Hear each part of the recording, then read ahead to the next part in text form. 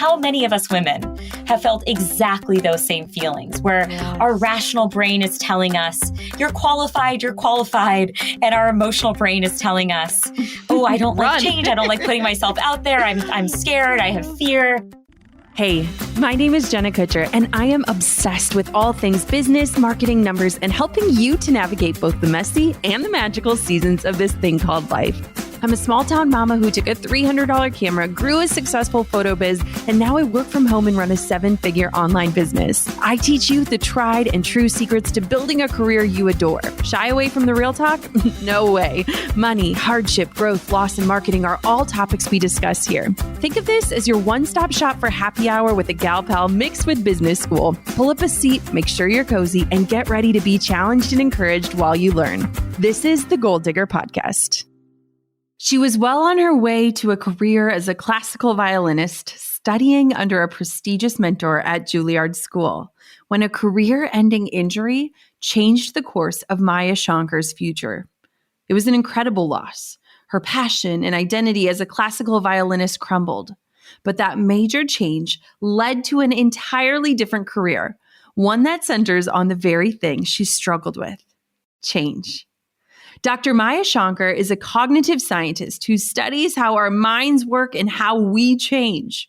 Her career milestones are nothing short of impressive, from convincing the White House to create a job for her, to her work in human behavior and decision-making at Yale, Oxford, and Stanford. She even recently launched her own podcast called A Slight Change of Plans. Dr. Shankar is on Gold Digger to explore the sometimes stress-inducing topic of change. When confronted with a major life or career change, how do we manage and thrive? Are humans today more or less change averse? And if you think you're bad with change, what can you do about it? Here she is, Dr. Maya Shankar. Thanks to Gusto for supporting the Gold Digger podcast. Gusto offers modern, easy payroll and benefits to small businesses across the country. They were even named Best Online Payroll by PC Mag. Get 3 months free when you run your first payroll at gusto.com/golddigger. Thank you to Gravy for supporting Gold Digger. Gravy offers a failed payment recovery service for subscription or membership-based businesses to recover the relationship and your revenue. Get a free revenue consultation at jennalovesgravy.com.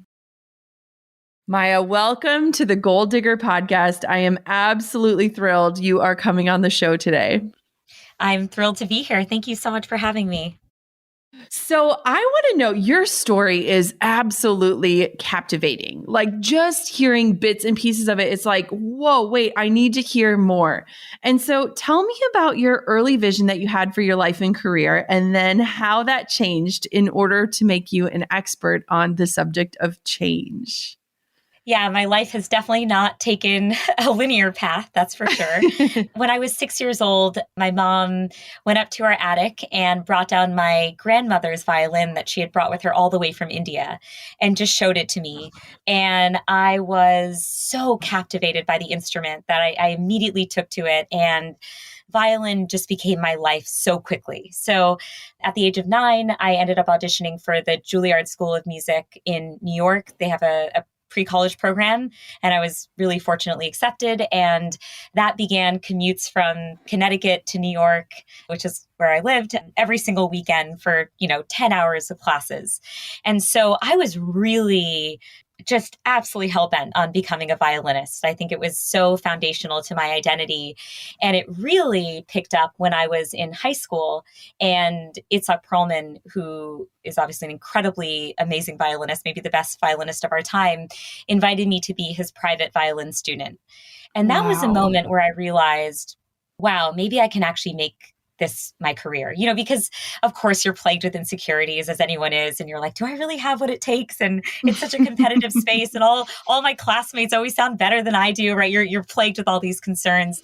But when he took me on as a student, he gave me that vote of confidence that made me believe that I at least had a chance. And so I was on the fast train moving forward. And then suddenly one day I was at Itzhak Perlman's summer camp, and I I heard a popping sound in my hand when I just played a note, and I had torn a tendon in my hand, it turned out. And after months and months of trying to make things better, doctors finally told me that I had to stop playing entirely. And as you can Wow. imagine, I was just completely devastated by that turn. So, what did you do? I can't even imagine. And thinking about a 9-year-old getting accepted to Juilliard and this becoming really, in such impressionable years of your life, your identity, what happened next? That's so intense. Yeah, I was pretty despondent. I mean, as I mentioned, I felt like I was first and foremost a violinist. And, there's this concept in cognitive science called identity foreclosure, but basically it refers to the fact that we can commit ourselves to an identity, a very specific identity, without having explored all the other options out there. And it can lead Yeah. us to feel really fixed in that identity without, again, having that full exploration process. And I think what's so interesting is that this kind of bias can exist in adolescence, but it can also persist into adulthood, right? And it can emerge in response to just feeling really anxious about uncertainty or change. So I felt that in spades at the time. I was very anxious, very uncertain. I didn't know if I could ever fall in love with something as much as I was with the violin. And then somewhat, just by chance, the summer before college, instead of touring in China with my friends, playing the violin, I was helping my parents clean their basement. So, just as cool. Yep. And I stumbled upon a book about how the mind works. And I was just captivated, Jenna. I had always taken our mind's ability for granted, right? I was like, oh, of course I Yeah. can speak language and of course I can think things. And suddenly I'm reading this book that helps me understand just how sophisticated the cognitive processing is that underlies all of the experiences and ideas and thoughts and beliefs that we have about the world. And I just felt in awe of the mind. And I thought, wow, maybe this is the thing that I could study, right? And I was lucky Yeah. because my undergraduate college had a cognitive science major. It was actually headed by Laurie Santos, who I know was on your show Yes. just recently. Oh, She she's was my amazing. undergrad mentor, and she's been my lifelong friend and mentor ever since. But I remember I joined and she had this monkey lab where she was studying non-human primates, and she would let students study in this laboratory setting, which was so cool, as you can imagine, right? You get to do actual novel research with non-human Wow. primates. And I show up to the class on day one. It's admissions only because, way too many people are interested relative to how many spots there are. And I'm the lowly freshman coming in being like, hi, give me a chance. I'm here. And so I remember that it was overflowing. There were probably 80 people in the room and there were like 15 slots. And I sold my soul on that application form. I was like, Laurie, you can have my unborn children. I will take the 6 a.m. shift in New Haven. I will do whatever it takes. Just please, please, please let me into the class. And lucky for me, she took a chance on me. I was the only freshman she let into the class that year. And it just completely changed the course of my life. I fell in love with cognitive science and I went on to study it for all 4 years of undergrad, then got a PhD and then got a postdoc. And ever since then have been a practitioner of the field. So I feel so lucky for that break that Laurie gave me. Wow. So I am just like so blown away. And do you ever ponder, I'm sure you do, not that you're in cognitive science, but finding that book and like how it changed your trajectory? Like, I feel like there are so many people that have these aha moments to their stories, but man, like that absolutely changed your life. It really did, Jenna. And I wasn't expecting it, right? I mean, again, I Yeah. was just helping organize the bookshelves. And believe me, I had stumbled upon a lot of books that didn't captivate me that summer.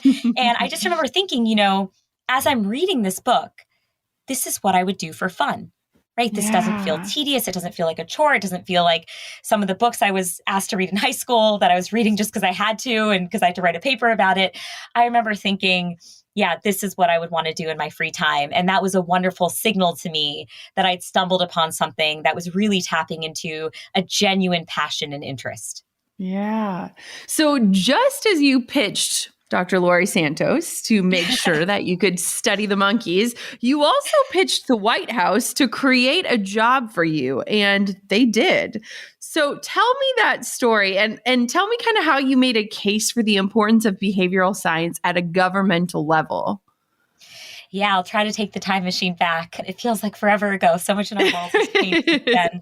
But basically, I was doing my postdoc in cognitive neuroscience, and I still remember there was this one day where I was in the basement of a brain scanning laboratory. It was a windowless room, and I'd probably been scanning people's brains for like 4 hours at this point.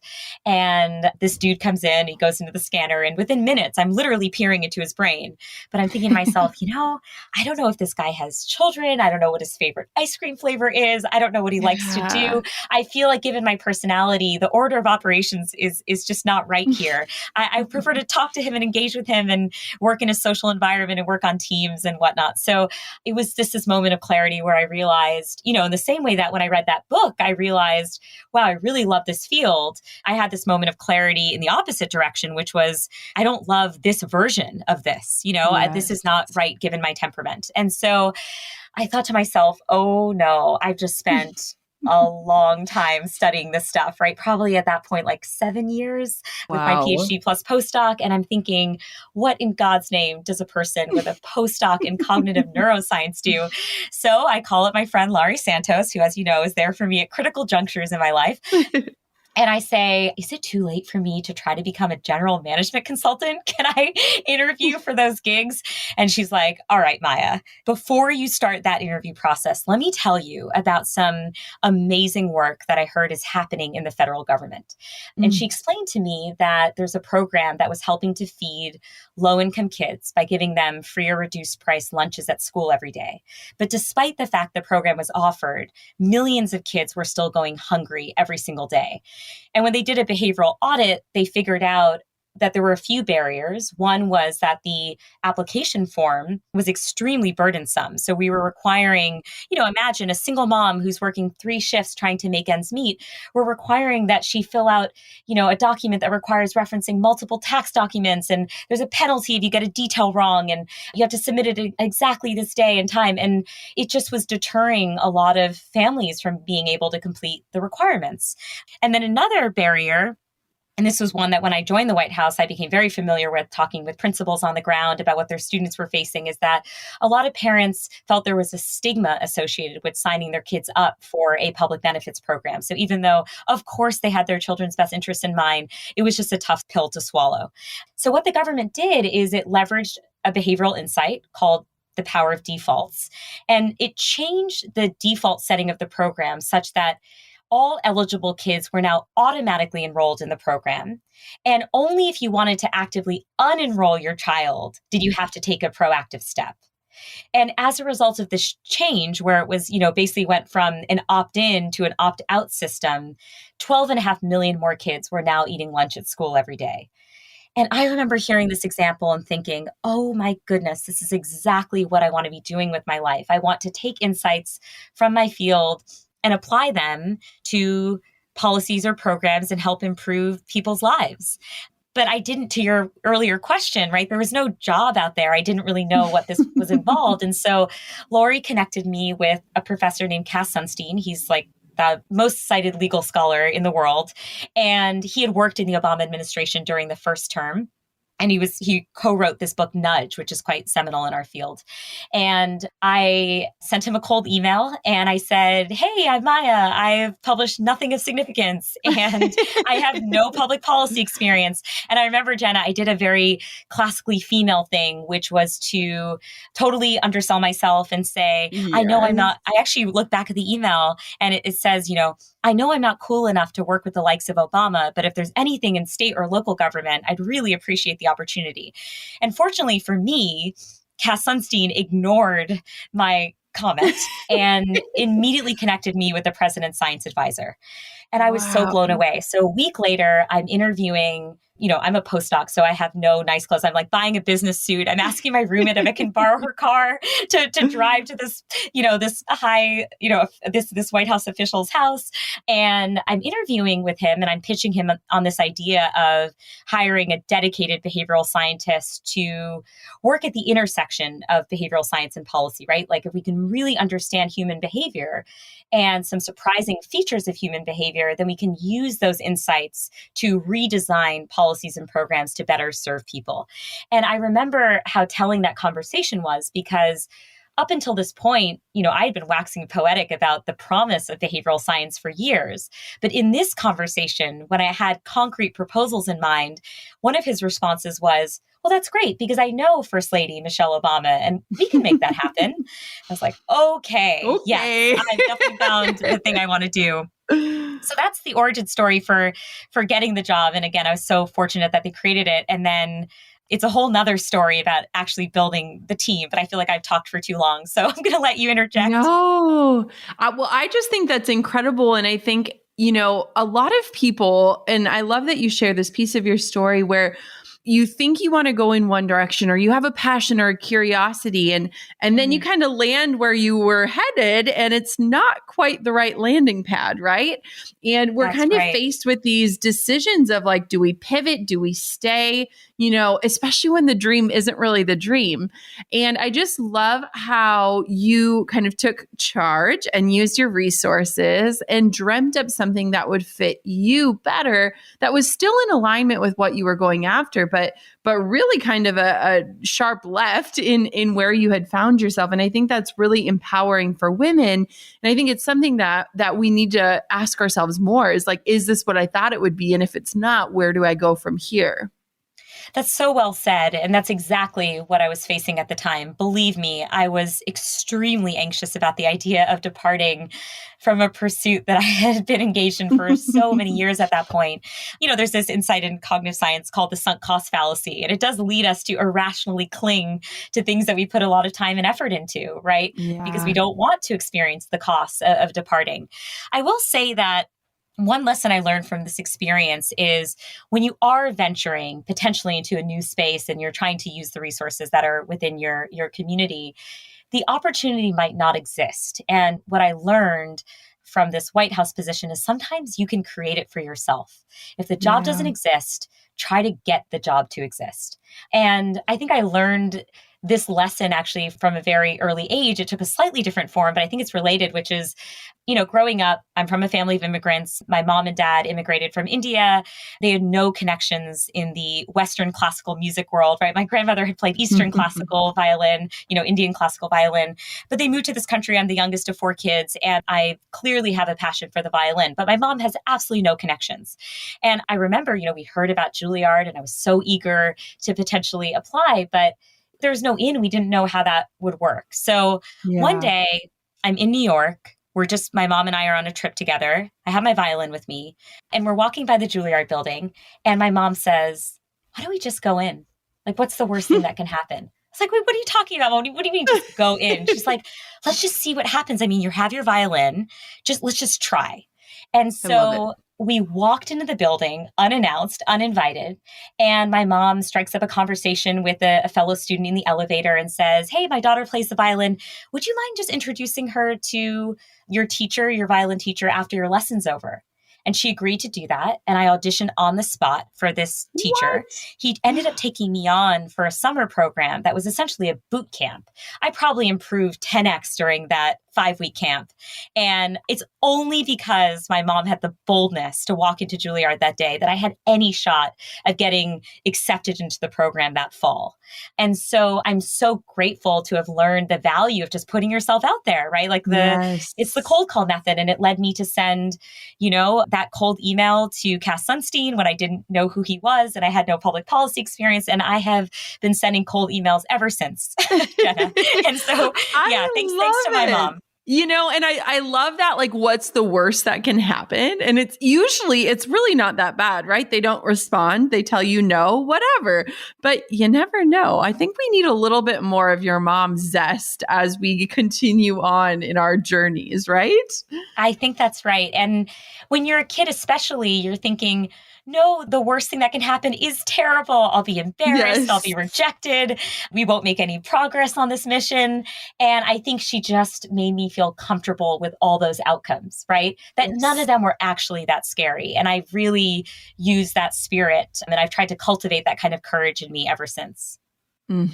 Okay, so I'm going to ask you some of the technicalities of your expertise because let's be honest, this is new to me. I was not in my parents' basement reading books about this. So, first, can you just walk me through what is cognitive science? Definitely. So, cognitive science, behavioral economics, these are all very related terms, and listeners may have heard of some variants of them, but it's basically a study of how the mind works. It's the study of how and why we make decisions, as well as how we develop our attitudes and beliefs about the world. And one thing that it teaches us is that there are many surprising factors that influence our behaviors, factors we might not even be consciously aware of. And so we can appreciate what these factors are, then in turn, we can design public programs, policies, products, what have you, to be more effective and more responsive to people's needs. Ooh, that's a great way to break it down. And I think too, it's one of those things where when you start to become aware of it, I think that curiosity naturally follows it. And I mean, you really followed that curiosity, but even just hearing you describe that, I'm like, it could really help anyone that wants to make a difference or an impact or start a business or run with an idea. I think that's fascinating. Absolutely. I mean, I'm biased because I study this Yeah. stuff for a living, but I'm obsessed. Oh, well, you're really making me catch a bug over here, which I love. What is effective forecasting? So this is a term you've used, and I'm not super familiar with it. So walk me through what that means. Yeah, it refers to our own ability to predict how it is that we will respond to events in the future. And what Hmm. research shows is that our predictions are often very unreliable. We reliably misjudge what will make us happy, and we tend to overestimate just how positive or negative we will feel about future situations. So, let me give you a concrete example of this out in the real world. So, for my new podcast, A Slight Change of Plans, I've been interviewing all kinds of people about the remarkable changes that they've experienced in their life. So, people like Tiffany Haddish and Hillary Clinton and Tommy Caldwell and Casey Musgraves, but also just regular people, right? Like you and me. Well, maybe you're not a regular person, Jenna, because you're kind of a badass. I feel like I'm a regular I'm person. totally regular. I'm 100% regular. So one of the people that I interviewed, his name is Scott. He prefers to stay anonymous, so I won't share what his last name is, but he is a cancer researcher by profession. And he's also a self-proclaimed health nut. So for the past 10 years or so, he has been absolutely militant about the choices he's made when it comes to his lifestyle. So he's a vegan. He pours turmeric on all of his food. I'm an Indian person. I love turmeric, but you shouldn't be pouring turmeric on food, just for the record. He does intermittent fasting and high intensity interval training, and he makes sure that he sleeps a certain amount of time every night. And he's been really trying to maximize his longevity and also just decrease the amount of, degradation that can happen in a body as it ages. And then when he's 32, his worst nightmare happens. He gets a stage 4 cancer diagnosis that within weeks leads him to have to amputate one of his legs. He has had multiple surgeries, including removing a vertebra from his lower back. And he's had 6 rounds of chemotherapy that landed him in MD Anderson in Texas because it was inpatient. And so again, worst nightmare has come true. And what was so fascinating to me about the interview that I had with him is he said, Maya, I'm sitting out here with a cup of coffee and I'm thinking to myself, I'm more or less as happy as I was before the diagnosis. And that I would never have predicted this about myself. The lows are lower, certainly, right? I have to experience a lot of physical pain and nausea, but the good moments are just as good. A conversation with my wife, a delicious bite of food, a beautiful song that I hear, those things are just as good. And he said, if I had known how I would psychologically respond to this diagnosis, I might not have been as fearful as I was in the first place about receiving it. And that was so stirring. Now Scott's experience is not everyone's, right? For some, and I feel like I would fall into this camp. It would just be gut-wrenchingly awful. But it was a story of human resilience and a case where he had not anticipated all the ways, all the positive ways in which this diagnosis would affect him, make him a better person, make him more empathetic, increase his gratitude when it came to the smaller things in life that he had always taken for granted. And so he shared that with me. And I just thought that was so moving and beautiful. When your business is built on selling digital products like mine, online payments are the one and only way to make a sale. With online payments, though, comes the risk of those payments failing for one reason or another. I started working with Gravy years ago for this exact reason. Gravy offers a failed payment recovery service for subscription or membership-based businesses. With a team of US-based retention specialists that will contact your customers within hours after a failed payment, Gravy is going to recover the relationship and your revenue. Gravy can recover up to 80% of your revenue and get your customers back on track, and it's a great way to protect and increase the customer's lifetime value. In the last 6 months, Gravy has recovered over $28,000 and saved 638 customers in my business alone. Gravy is providing a free revenue consultation to all listeners. You'll find out how to pull your failed payment data, discover best practices, even if you don't sign up, and compare your metrics with industry standards. Book your consultation today at jennalovesgravy.com. That's jennalovesgravy.com. The secret to running a business that doesn't run you? Well, it's all in the systems. When it comes to your system for filing taxes, running payroll, figuring out benefits, HR, and more, try Gusto.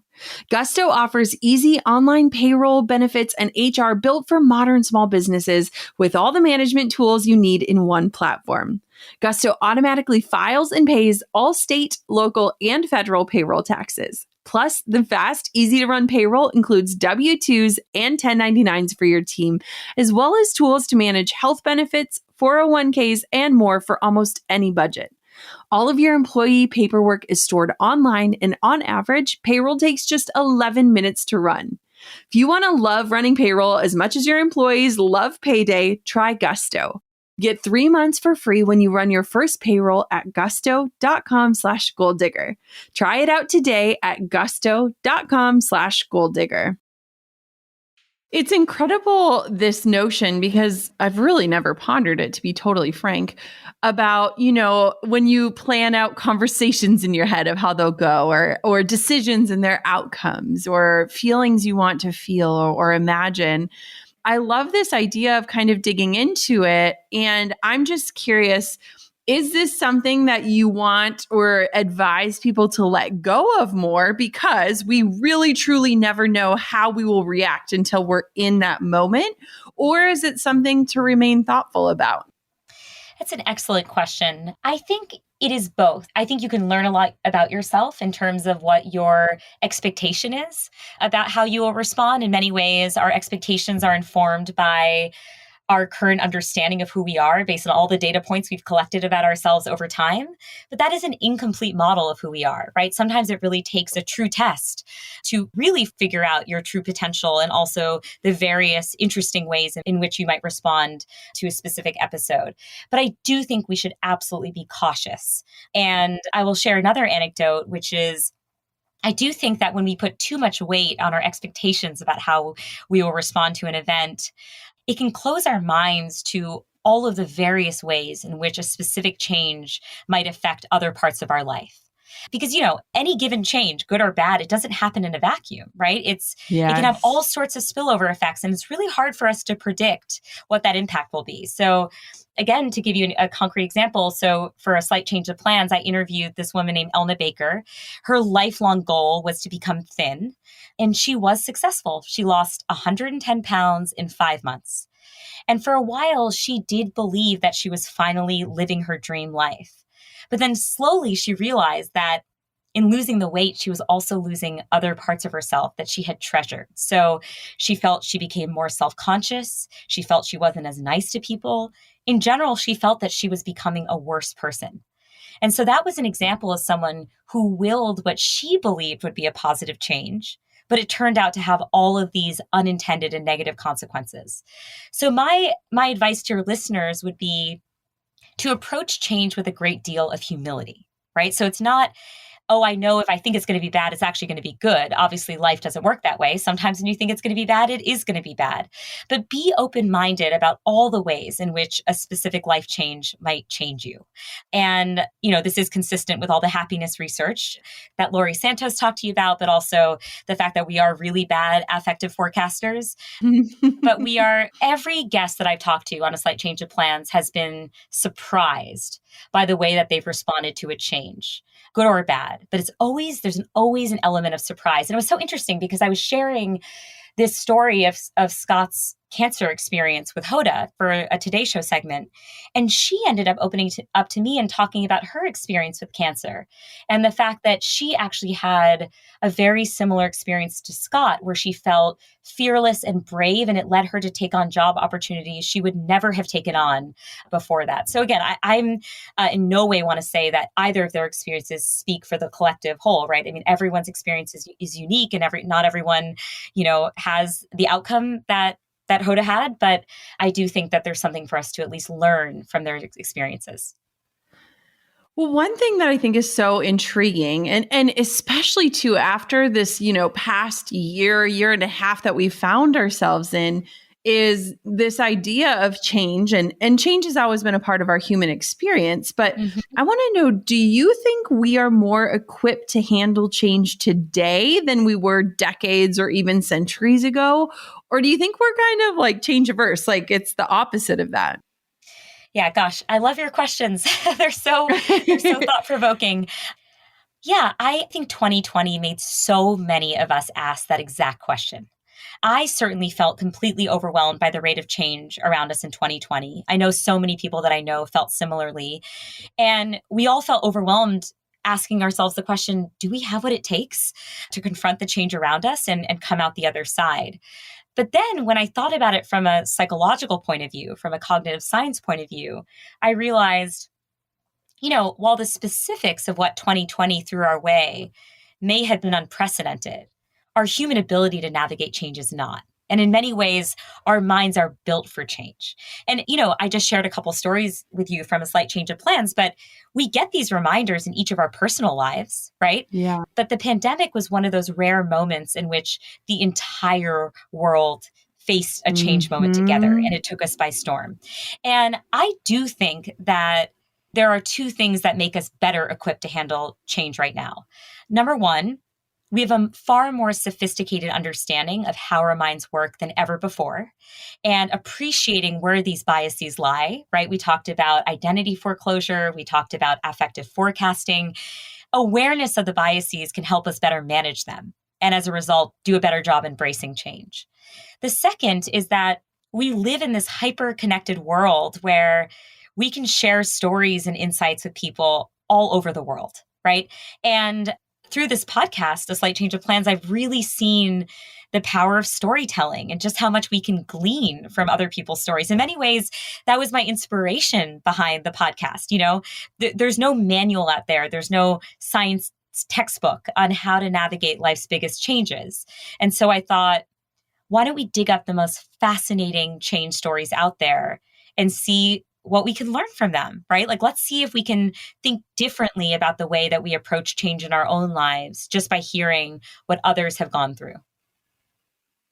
I think it's so interesting, and I'm smiling to myself because last year my team collectively went through some emotional intelligence training, and we did this assessment, and we found that many of us are not very flexible. While we like to think we're very easygoing and flexible in nature, we're also very type A, and we love routine and things like that. And it just makes me smile thinking about how we were challenged with change, but also how we became more aware of how we deal with it. And I think that there is so much power in learning how to pivot or adjust or be intuitive or, kind of shift the direction that we're headed. And it's so interesting that you brought up the fact that, the world collectively was going through this experience together, which is so wildly rare. My husband and I were literally talking about it last night. But it also, I think, really allowed us that pause to ask ourselves some of those bigger questions that will force us into necessary change. Do you agree? I completely agree. And I do wonder, Jen, in your experience, I know that you're a mom, and I know Yeah. that having a kid can be a profound change. And for many women, it can feel very isolating because you feel overwhelmed by the change and you do feel alone in the change. And Yeah. I mentioned 2020 was this moment where we all felt like we were in it together. But I do wonder in some ways whether that experience prepared you personally for Yeah. 2020. Yeah. I mean, it's so interesting because, motherhood, I think about identity a lot. And when you brought up Mhm. identity foreclosure, I think that's an incredible notion that a lot of us need to kind of ponder a little bit more, especially women, because I've learned, especially over the last few years, how our identity is just constantly shifting. And Mhm. especially in terms of having a career and being a mom, I feel like my identity is super fluid and has to be fluid to be the type of mom and the career woman that I want to be, which is present in both scenarios. And Mhm. so it's really, really unique in terms of looking at 2020, because on top of the normal hats that so many people wear, we started bearing additional hats. And, there really wasn't an option. And so it's kind of sink or swim. And I think, people found themselves in both places, probably sometimes in the same hour. Mhm. Um, but I definitely think that this idea of identity is something that is even more present in women because of the roles that we take on and because of this shift as females want to have more careers and want to do both simultaneously. And I think it's something that really should be explored further. Yeah, I completely agree. And thanks for sharing that. Yeah. It's so interesting. So I want to know, I know people in my life, and I laugh as I say this because I can sometimes be that person. But when you encounter people that say they hate change or that they feel that Mhm. they don't do well with change, what does that mean on a scientific level? Like, are there any nitty gritty facts that we can cling to if we're one of those people that can maybe help guide us through the evolution necessary when it comes to change? I think so many people have an aversion to change of some kind. And I think that is rooted in what's called the status quo bias. And it's a cognitive bias that basically says we really like familiarity. We tend to want to resist change. We prefer the current state of things. Any perturbations in that can make us feel anxious and uncomfortable. And I Yeah. do think that this can hold us back because we often believe that the status quo is the safe option, because it is the default. But if we can recognize that status quo preference within ourselves, we could potentially understand how better to overcome it. And I do think in general, being aware of all of these behavioral biases can help us understand ourselves better and help us overcome them. And so I certainly, at moments in my life where I've wanted to pivot, but I've been a little bit scared, have thought to myself, maybe it's just fear that's motivating you right now. It's just Yeah. fear of the unknown. And this is so relatable that, in terms of people experiencing this, that you even find it among the most accomplished human beings in the world. So, I interviewed Hillary Rodham Clinton for my podcast, A Slight Change of Plans. And she was sharing with me that she realized at this moment, right after she left the White House as first lady, that maybe she was too afraid to run for public office, that she'd been telling all these other women up until that point that they should run, but that maybe Mm-hmm. she was afraid. She was afraid of the unknown. She didn't know if she had what it took. She didn't know if she'd be good at it. She didn't know if her personality was enough. And I loved that because I felt like, that funny technology that can distort people's voices so you can't tell who's who. Yes. I do Yes. feel like, there are celebrities and non-celebrities on our show, and you wouldn't be able to tell, Jenna, who's who. Because Yeah. how relatable is what Yep. Hillary Clinton shared? How many of us women have felt exactly those same feelings where our Yes. rational brain is telling us, you're qualified. And our emotional brain is telling us, oh, I don't like Run. change. I don't like putting myself out there. I'm scared. I have fear. And Yeah. so it is a truly universal human experience to hate change, in part because often change requires putting ourselves out there, right? Yeah. Putting ourselves out in front of people and taking risks. And that can be a very, deeply uncomfortable part of the human experience. If someone is listening and they feel like they're kind of in this identity crisis, or they're in the season of shifting and changing, or they're where you were when you found yourself in that basement with no windows thinking, this isn't what I thought it was going to be, and I need to make a change, what advice would you give them knowing what you know about our cognitive behavior? I think I would reassure people that by and large, again, by and large, not in every case, but by and large, people are happy in some way that they went through a change. Yeah. Because it made them a better person. It helped them discover something about themselves that they didn't know existed. It helped them appreciate a part of life that they had not appreciated before. And yeah, it's taught them something new and valuable about themselves that's helped them navigate the rest of their lives. I'm reminded of the fact that when I was talking with Tiffany Haddish, she was sharing that she had a profoundly traumatic childhood. Her mom got into a terrible car accident when she was a kid. Her mom became very verbally and physically abusive. And ultimately, Tiffany had to enter the foster care system because her mom was so mentally unwell. And it was so terrible. But she said that going through this harrowing experience helped her realize that she had a superpower. And that superpower was that she could make people laugh. And so most kids would just treat the ability to make people laugh as a recreational thing, right? Something you just do with your friends for fun. But she used this power over and over again in her life to get out of dangerous situations and help her get the opportunities she wanted. And ultimately, she's become, one of the best comedians out there. And so she said that she now embraces change because going through that experience as a child helped her realize that she had this incredible gift that she can now use, at every twist and turn in her life. When you bring up stories like this, it really does remind me that when you look at the top leaders in the world, a lot of them, came from hardship or have been through these mega life altering experiences or have been able to kind of take a message, turn it into their message. And it's interesting because I feel like I've seen so many interviews, read so many books where people say time and time again that they wouldn't change it because those things made them into who they've become.